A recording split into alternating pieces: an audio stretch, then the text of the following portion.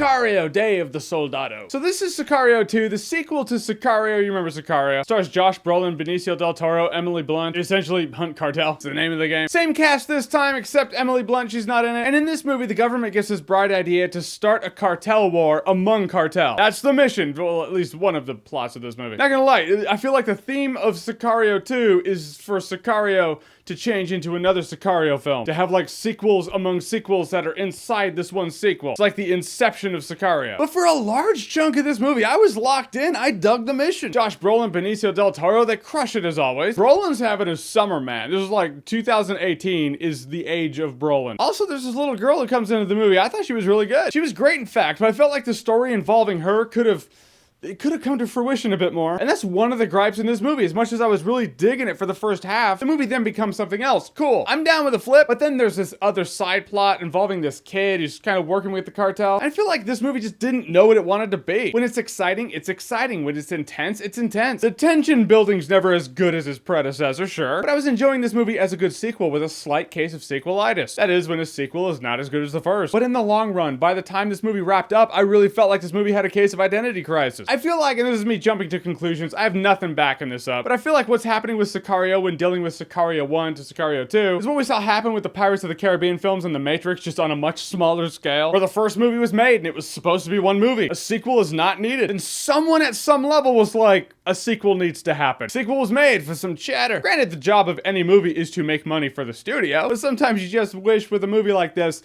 you want the characters to come first. You want the passion of storytelling to come first. I just didn't feel that here. In fact, this movie feels like it was 3 different scripts that were crushed together. It's like, there, now we have one movie. In fact, we have a Sicario sequel. In a world where the devil's in the details, there's this one part, it just kind of baffled me. This is gonna be a nitpick. It's not like a game-breaking thing. It's not like I saw it and I was like, oh, well, you know what, now it's over. But no, there's this one scene where a car hits another car and there's this big shootout on the street corner in a city. It's like happening on the sidewalk. And every car passing this shootout is just kind of going as a car. It's just like,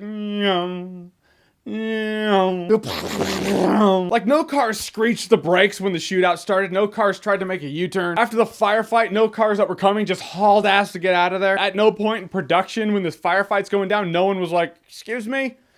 Shouldn't the cars on the road just react? Just bystanders going by a shooting because it's normal? Then by the last act of this movie, maybe the last quarter of this movie, I felt like no one knew how this movie was supposed to wrap up. Then it wrapped up. Even including one part where the Sicario films to this point felt like they were kind of wrapped in reality. It just felt very grounded. I don't know. I can't qualify that. I'm not the foremost mind on cartel hunting. I know nothing about it. But you don't have to be to see that these movies are grounded in the grit of realism. And something happens, you're like, yep, Hollywood. And the movie ends leaving you kind of unfulfilled. This has happened to me a lot lately where I don't hate a movie, but it's so much easier to talk about the negatives than it is the positives. Sicario 2 was quite enjoyable for the first half of the movie, maybe the first 2/3 of the movie. It is a bit unfocused in its execution, but I do like some of the twists and turns they did take. It asks you to take a couple of leaps to even believe what happened could happen. I didn't always buy that. And what we have is a sequel that's enjoyable enough, but in the end, it's a sequel that didn't need to happen, nor do I think it's a sequel that was planned to happen. It feels like a reactionary sequel. I'll say you can enjoy it, but it might be a better time if you're drunk. Yeah, now it's a party. What bummed me out is for so long in this movie, I was like, I'm enjoying it, and I would have said it's a good time, no alcohol required. But the way certain things just wrap up in the end just felt sloppy, like they were out of ideas and they just had to end it. Maybe it was supposed to be a 3-hour-long movie that was sliced down to 2. Don't know. Alright, so Sicario 2, have you seen it? What did you think about it? Whatever you thought, comment below, let me know. And as always, if you like what you've seen here and you want to see more, click right here to see more.